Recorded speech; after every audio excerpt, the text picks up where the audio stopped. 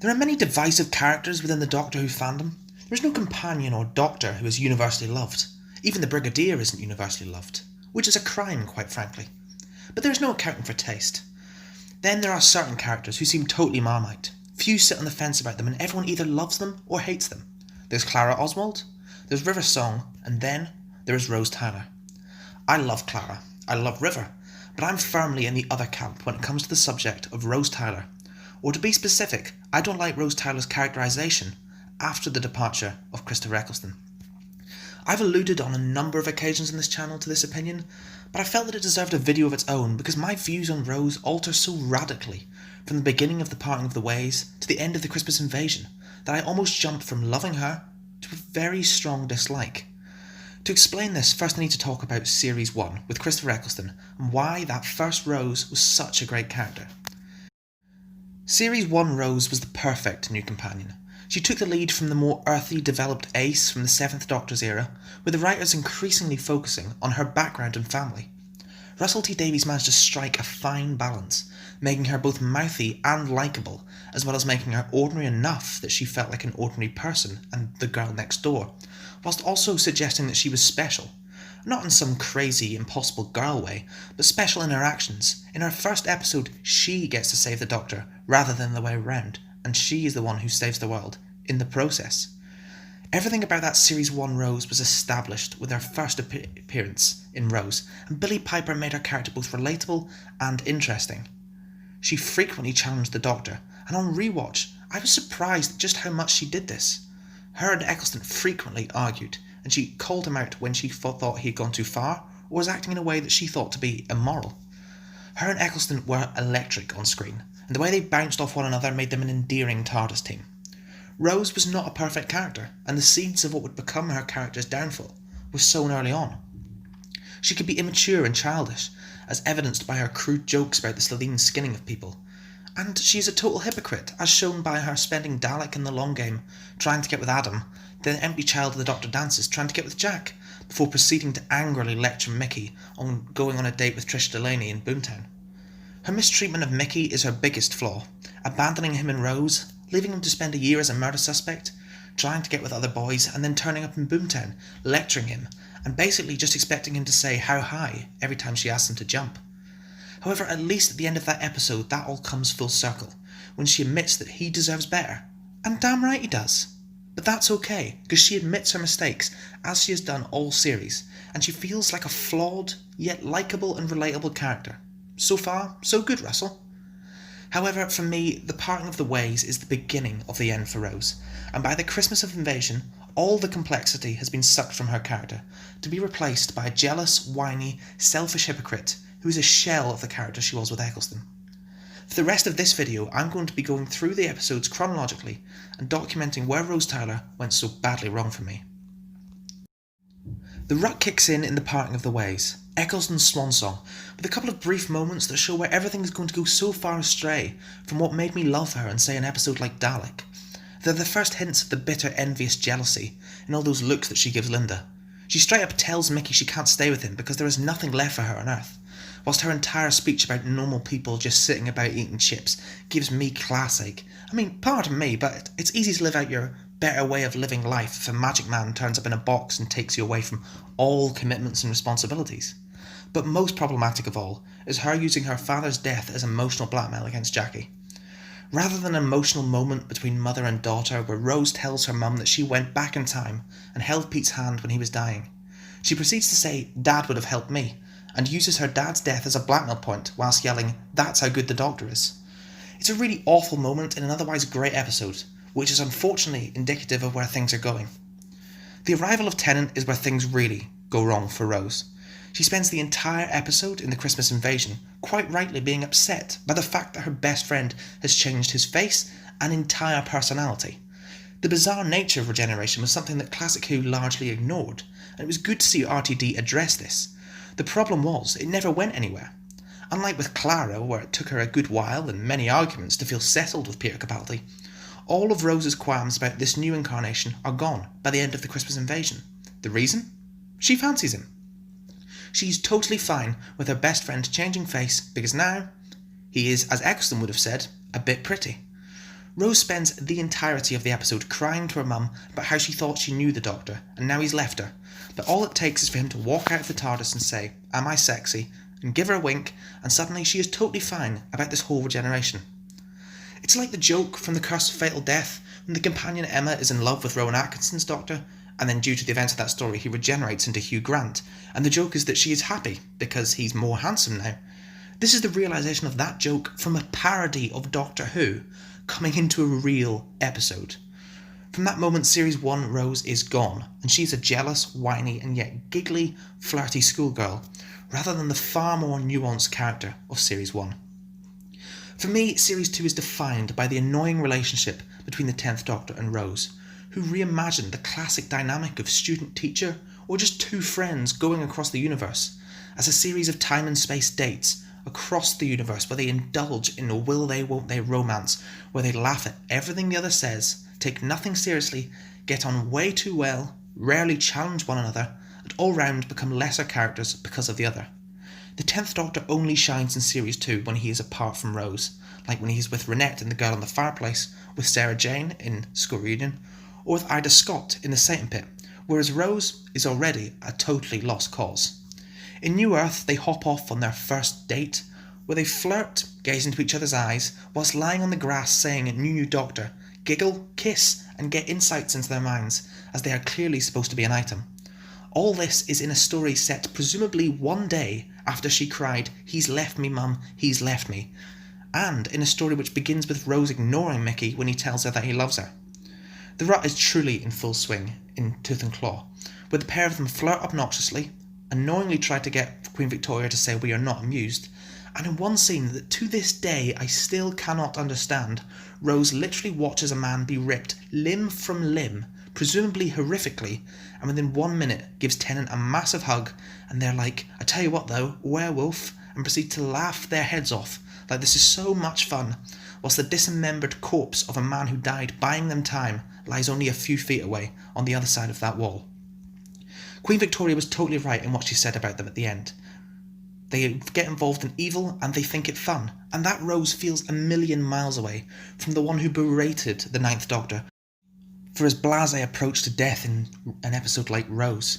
In School Reunion, she spends half of the episode as a jealous schoolgirl, bitching at the most iconic Doctor Who companion of all time, and then ends by going into a massive sulk because Mickey wants to join them on their adventures and is sick of being ignored by Rose and totally rejected by her. Thank God she's barely in The Girl in the Fireplace, but when she is, it is suggested that she's envious of Madame de Pompadour, and then at the end, her and the Doctor get separated for the first of 5 separate times this series, with them later getting split up in The Idiot's Lantern, The Satan Pit, Fear Her, and Doomsday. In Rise of the Cybermen, she throws a hissy fit till she gets what she wants, gets jealous of one random girl that the Doctor talks to, called Lucy, but hey, at least she acknowledges that she takes Mickey for granted, before proceeding to totally take him for granted for the whole of Age of Steel, alienating him to the point that he leaves the TARDIS, at which she cries and tells him not to leave, but doesn't apologise or even acknowledge anything he says to be true. Unfortunately, Mickey's exit only makes things 10 times worse. The Rose in The Idiot's Lantern is smarmy, annoying, and flirts incredibly irritatingly with the Doctor. "You going my way, Daddy-O? Is there any other way to go, baby doll?" Just sod off already. In The Impossible Planet, they literally laugh in the face of danger, before in The Satan Pit she jeopardises the lives of everyone else on some mad suicide mission, where she decides to stay on the planet with the Doctor's corpse, because she can't leave him on his own. In Love and Monsters, she gives abuse to a man who has just watched the woman he loves murdered because nobody insults my mum, and don't even get me started on the smarmy, irritating characterisation from Fear Her. By the time her exit comes about in Army of Ghosts Doomsday, I'm beyond ready for her to be gone. And despite all of my irritations with her character in Series 2, her exit is still brilliant. I don't think it's that sad, because she's being trapped in a parallel world with her mum, Mickey, and her dead dad, so it's not awful. But that scene on Bad Wolf Bay is still amazing. It's an incredibly emotive ending for their relationship, and I will forever be thankful to Russell T Davies that the Doctor never got to say "I love you," so that people like me can pretend that he wasn't going to say it back, even though everyone knows that he was. And when I say people like me, I don't mean people who dislike Rose, I mean people who dislike romantic relationships between the Doctor and his companions, which I would say is the majority of Doctor Who fans. And yet somehow the worst part of Rose's character has yet to materialise, and that is the shadow that she casts over the rest of the Tennant era. This is most obvious in Series 3, when for some reason no one is quite sure on, the creative team behind Doctor Who decided that rather than move on, the Doctor would spend a series mistreating his vastly superior new companion, making her feel unwanted and unappreciated whilst longing for Rose and idealising her. He literally stares Martha in the face in the Shakespeare Code and tells her that Rose would know what to do, then says, "But never mind, you're going home tomorrow." Nearly every episode has a nod to Rose in some way, from her being the name that keeps me fighting in the Shakespeare Code, to the Doctor's trip to New Earth in Gridlock, where it's heavily implied that Martha is literally just being used as a rebound companion. All the way to the end of the series, where Jack and Ten talked about just how much they loved Rose. This whole dynamic is a mistake, and as a result of Rose, in both of David Tennant's first two series, the biggest problem is the Doctor-companion relationships. Matt Smith mourned Amy and Rory for one episode, and that was enough. It wasn't forgotten and pushed aside like Adric was in Classic Who, but one episode was enough. 14 is taking the mick. But it doesn't end there, because in Series 4 Tennant has finally moved on, just in time for Rose to come back for the finale. She's much better in Series 4. Her warm relationship with Donna is clearly at odds with how she treated Sarah Jane and literally any other woman who dared breathe in the direction of the Doctor. Having said that though, the whole making jabs at Martha in the subwave call, and the Doctor and Rose being kept apart to let them pine for each other for the whole of Stolen Earth is a bit annoying. The real problem with her Series 4 reappearance is she gets a new exit, which totally undercuts her original exit. She is gifted a human Doctor who can age with her, and in a deleted scene is even given a TARDIS so that her and the Doctor can travel together forever. It's too much for me, and is easily my least favourite New Who companion exit. The story of Rose isn't over there though, as she comes full circle in the RTD era, with a nice little scene in the End of Time. I like that. The only problem with this is that Tennant basically goes in descending order in the episode, from people who he cares about least, all the way to Donna, and then Rose. He starts with Martha and Mickey, the two brilliant companions who he alienated because of Rose, and ends with Rose, suggesting that she always meant more to him than anyone else did, even Donna, who I always took to be his best friend. By this logic, Doctor Who didn't emerge from the shadow of Rose until Tennant regenerated into Matt Smith.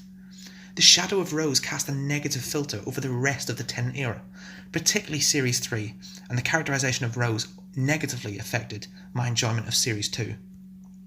In my eyes, Rose should have gone out at the end of Series 1 with Eccleston, or failed to adjust to a new Doctor and left in the Christmas Invasion. She would have been a much better companion, in my eyes looking back, if that's how she had gone out.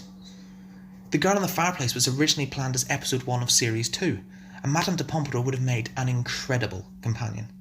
As it was, Rose stayed, and it could have worked, had they not changed her character so much and altered the entire dynamic of her relationship with the Doctor to a romantic one. This is why, for me, when I think of Rose, I always think of two very different iterations. Rose with Eccleston, and Rose with Tennant. The Rose with Eccleston was brave enough to stand up to her Doctor, frequently.